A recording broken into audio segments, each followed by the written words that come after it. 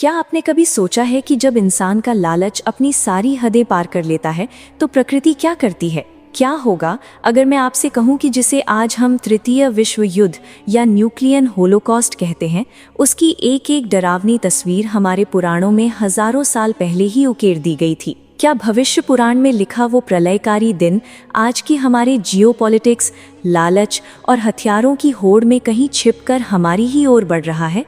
जरा कल्पना कीजिए एक ऐसे समय की जब आसमान से पानी नहीं बल्कि आग बरस रही हो और हवा में सांस लेना मौत को गले लगाने जैसा हो। ये कोई हॉलीवुड की फिल्म नहीं है, ये कलयुग के उस चरम बिंदु की कहानी है जिसका इंतजार समय का पहिया कर रहा है। आइए समय की उस धुंधली चादर को हटाकर देखते हैं कि जब मानवता अपने अंत के कगार पर खड़ी होगी तब क्या होगा। कलयुग अपनी अंतिम और सबसे भयानक अवस्था में प्रवेश कर चुका था।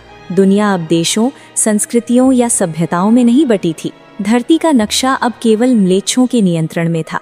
पुराणों में म्लेच्छ उन्हें कहा गया है जो धर्म, नैतिकता, करुणा और मानवता को पूरी तरह से भूल चुके थे। आज के संदर्भ में ये वो भ्रष्ट, क्रूर और सत्ता के भूखे शासक थे जिनके लिए इंसान की जान की कीमत उनके कारखानों में जलने वाले कोयले से भी कम थी।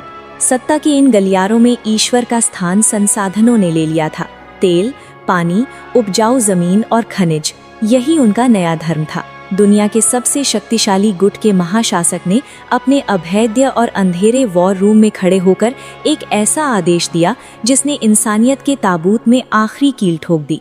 उसने अपने जनरलों की तरफ देखते हुए ठंडी और कठोर आवाज में कहा, प्रकृति ने जो कुछ भी इस धरती के गर्भ में छुपाया है वो हमारा है। अगर कोई देश, कोई कबीला या कोई इंसान हमारे और इन संसाधनों के बीच आता है तो उसे मिटा दो। हमें शांति नहीं चाहिए, हमें पूर्ण नियंत्रण चाहिए। जो हमारे सामने घुटने नहीं टेकेगा उसका अस्तित्व राख में मिला दिया जाएगा।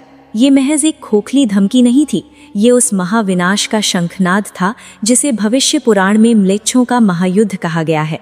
रातों रात दुनिया एक ऐसे भयानक युद्ध की आग में झोंक दी गई जिसका कोई तार्किक कारण नहीं था। ये कोई धर्म युद्ध नहीं था, ये केवल और केवल अहंकार और अंधी भूख का युद्ध था। एक शासक के अहंकार ने दूसरे शासक के गुरूर को चुनौती दी और देखते ही देखते पूरी पृथ्वी युद्ध के मैदान में बदल गई। पुराणों में जिस विनाश का वर्णन है वो आज के आधुनिक हथियारों के परिदृश्य से इतना मेल खाता है कि रूह कांप उठती है। ग्रंथों में लिखा है कि कलयुग के अंत में आसमान से आग बरसेगी। ये आग कोई उल्कापिंड नहीं थी, ये वो प्रलयकारी परमाणु मिसाइलें और महाविनाशकारी बम थे जिन्हें इंसानों ने अपनी ही सुरक्षा के नाम पर बनाया था। जब ये मिसाइलें आसमान चीरती हुई शहरों पर गिरी तो पलक झपकते ही करोड़ों लोग भाप बनकर उड़ गए। विस्फोटों की चमक इतनी तेज थी कि उसने सूरज की रोशनी को भी अंधा कर दिया। उन भयानक अस्त्रों के प्रयोग से पृथ्वी का वायुमंडल बुरी तरह फट गया। सूरज की गर्मी इस कदर बढ़ गई कि नदियां अपने रास्तों में ही उबलने लगी। कुछ ही महीनों में जिन महासागरों को जीवन का स्रोत माना जाता था वे जहरीले और उबलते हुए पानी के कुंड बन गए। हिमालय की ग्लेशियर पिघलकर बह गए और फिर हमेशा के लिए सूख गए। धरती पर एक ऐसा न्यूक्लियर विंटर यानी परमाणु शीत छा गया जिसने दिन को भी खौफनाक रात में बदल दिया। हवा में रेडियो एक्टिव राख और धुएं का ऐसा घना गुबार छा गया कि आसमान का रंग नीला नहीं बल्कि खूनी लाल और मटमैला हो गया। लेकिन मौत इतनी आसानी से कहाँ मिलने वाली थी। युद्ध केवल हथियारों से नहीं लड़ा जा रहा था। म्लेच्छ शासकों ने एक दूसरे को खत्म करने के लिए जैविक हथियारों यानी बायोलॉजिकल वेपन्स का सहारा लिया। हवा और पानी में ऐसे अदृश्य वायरस और जहर घोल दिए गए जिन्होंने इंसान के शरीर को अंदर से सड़ाना शुरू कर दिया। पुराणों की वो भविष्यवाणी सच होने लगी जिसमें कहा गया था कि भयंकर और रहस्यमयी महामारियां फैलेंगी जिनका कोई इलाज नहीं होगा। विज्ञान, जिस पर इंसान को सबसे ज्यादा घमंड था, वो घुटनों के बल गिर चुका था। बड़े बड़े अस्पताल खंडहर बन गए थे और डॉक्टर खुद उन बीमारियों का शिकार होकर तड़प रहे थे। इंसानी डीएनए इस कदर टूट चुका था कि लोगों की औसत उम्र घटकर मात्र 20 से 30 साल रह गई। 20 साल का एक युवा ऐसे दिखता था जैसे वो 80 साल का बूढ़ा हो, जिसके बाल झड़ चुके हों, त्वचा लटक गई हो और हड्डियां कमजोर होकर टूट रही हों। चारों तरफ हाहाकार मचा था। जमीनें बंजर हो चुकी थीं। एक अन्न के दाने के लिए इंसान जानवरों से भी बदतर हो गया था। एक खौफनाक दृश्य उस समय की सच्चाई बयां कर रहा था। जहरीली बारिश के बीच एक खंडहर के नीचे छिपा एक पिता अपने कंकाल हो चुके बच्चे को सीने से लगाए बैठा था। बच्चे की सांसें उखड़ रही थीं और वो भूख से तड़प रहा था। पिता ने आसमान की ओर देखा। उसकी आंखों से आंसू सूख चुके थे। उसने अपनी फटी हुई आवाज में चीखते हुए कहा, हे ईश्वर, क्या यही हमारा अंत है? क्या कोई नहीं है जो हमें इस नर्क से निकाले? पर जवाब में उसे केवल मिसाइलों के फटने की गूंज और जहरीली हवाओं की सरसराहट ही सुनाई दी। दुनिया में अब कोई नियम नहीं था। लोग भूख मिटाने के लिए एक दूसरे का मांस नोचने लगे थे। म्लेच्छ शासक अभी भी अपने सुरक्षित बंकरों में बैठे इस तबाही का जश्न मना रहे थे, ये सोचकर कि जो कुछ बचेगा उस पर केवल उनका राज होगा। उन्हें लगा कि उन्होंने ईश्वर को हरा दिया है और अब वे ही इस खंडहर हो चुकी दुनिया के भगवान हैं। पाप का घड़ा अब सिर्फ भर ही नहीं चुका था, बल्कि टूटकर पूरी धरती पर बह रहा था। लेकिन जब अंधकार अपनी सबसे गहरी अवस्था में होता है, तभी भोर की पहली किरण जन्म लेती है। जब पृथ्वी ने पापियों के इस असहनीय बोझ से त्राही कर उठी, जब निर्दोषों के खून से धरती की आत्मा रो पड़ी, तब ब्रह्मांड के नियमों ने स्वयं हस्तक्षेप करने का निर्णय लिया। म्लेच्छ शासकों को ये नहीं पता था कि उनके इस विनाशकारी खेल ने उस सोई हुई अलौकिक शक्ति को जगा दिया है जिसका नाम सुनते ही मृत्यु भी कांप उठती है।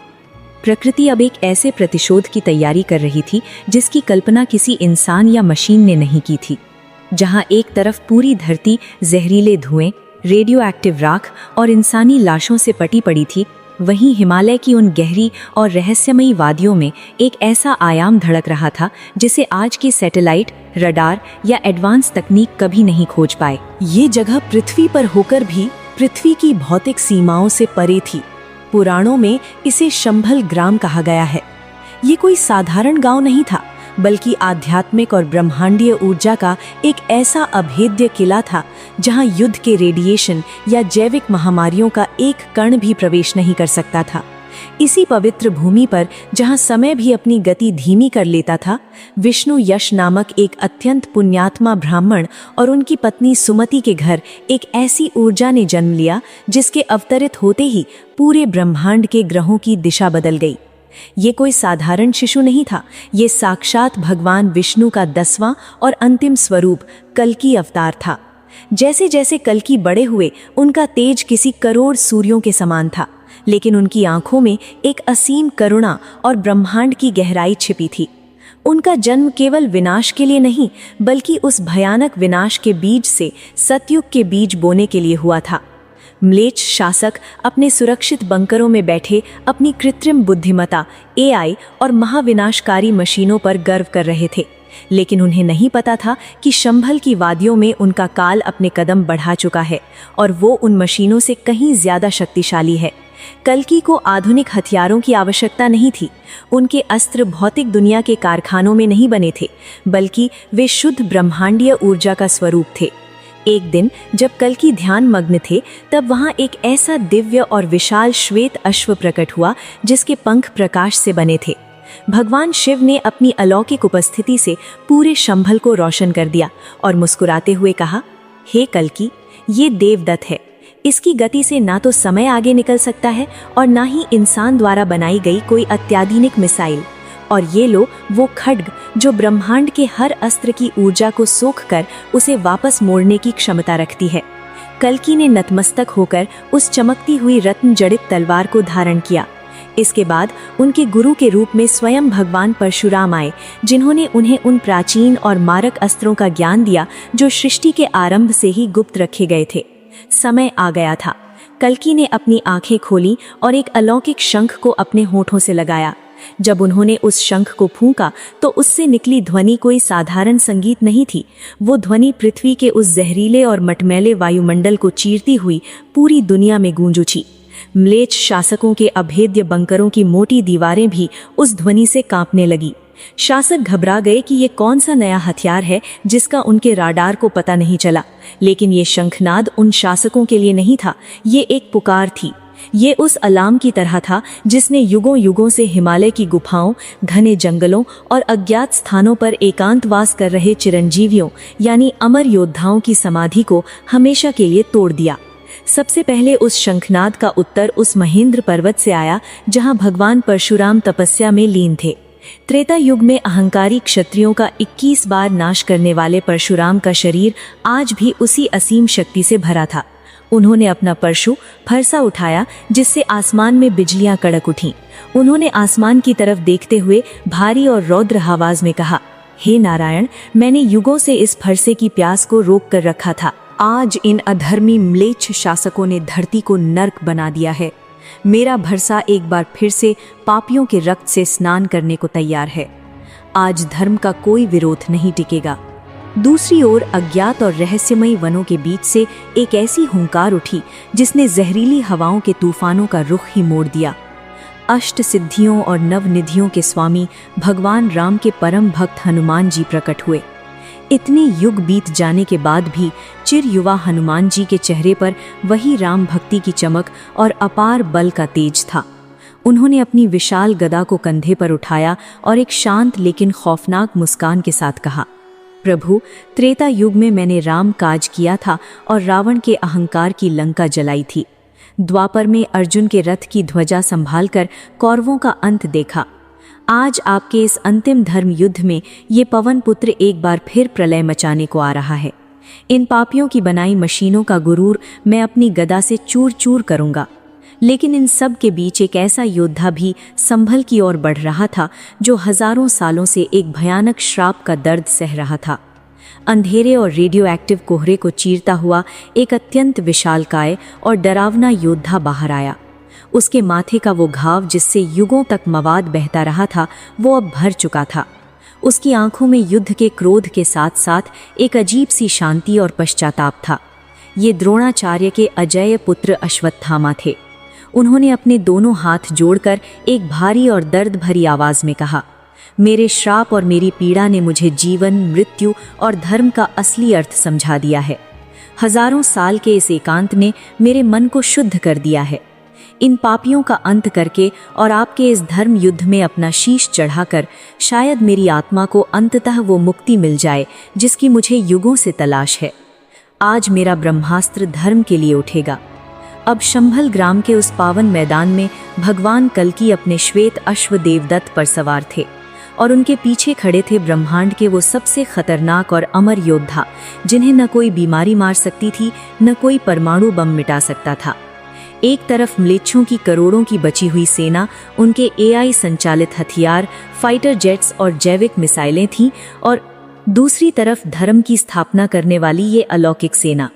म्लेच्छ शासकों के सुपर कंप्यूटर और रडार ने जब शंभल से उठने वाली इस अकल्पनीय ऊर्जा को महसूस किया तो उन्होंने घबराहट में अपनी सारी बची हुई मिसाइलों का मुंह हिमालय की तरफ मोड़ दिया और फायर का बटन दबा दिया। आसमान में मौत का सायरन गूंज उठा। म्लेच्छ शासकों के गुप्त बंकरों से निकली हजारों प्रलयंकारी मिसाइलें जो परमाणु और जैविक जहर से भरी हुई थीं, एक साथ हिमालय की उस रहस्यमयी दिशा की ओर आसमान चीरती हुई बढ़ने लगी। रडार की स्क्रीन पर लाल बिंदु मौत के दूतों की तरह चमक रहे थे। शासकों के चेहरों पर एक शैतानी मुस्कान थी।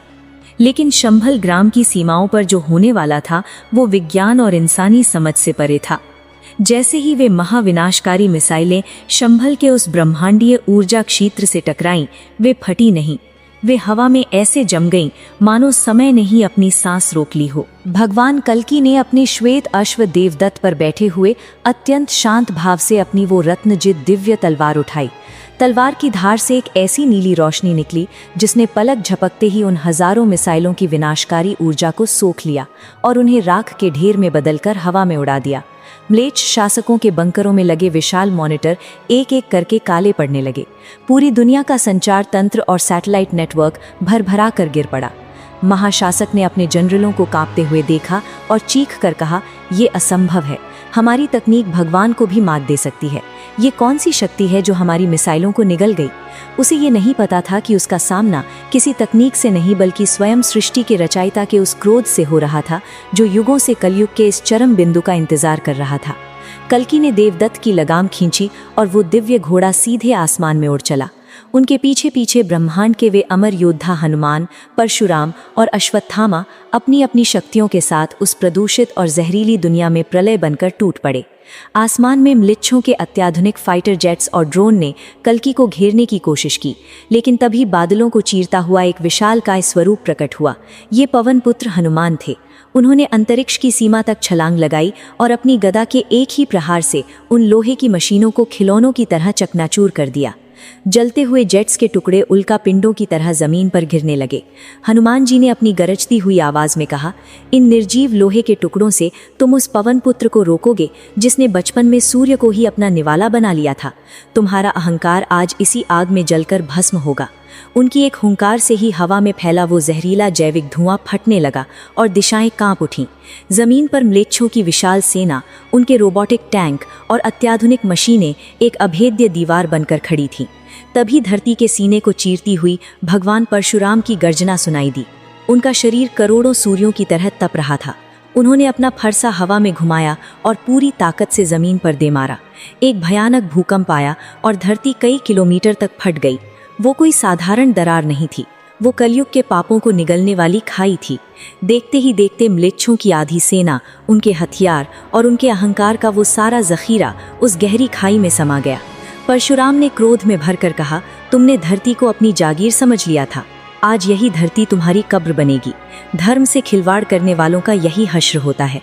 दूसरी ओर जिन जैविक हथियारों ने हवा और पानी को जहर बना दिया था, उनका सामना करने के लिए अश्वत्थामा आगे आए। हजारों सालों की पीड़ा ने उन्हें जो ब्रह्म ज्ञान दिया था, वो आज काम आ रहा था। उन्होंने आंखें बंद की और ऐसे प्राचीन वैदिक मंत्रों का उच्चारण किया जो सृष्टि के आरंभ से लुप्त थे।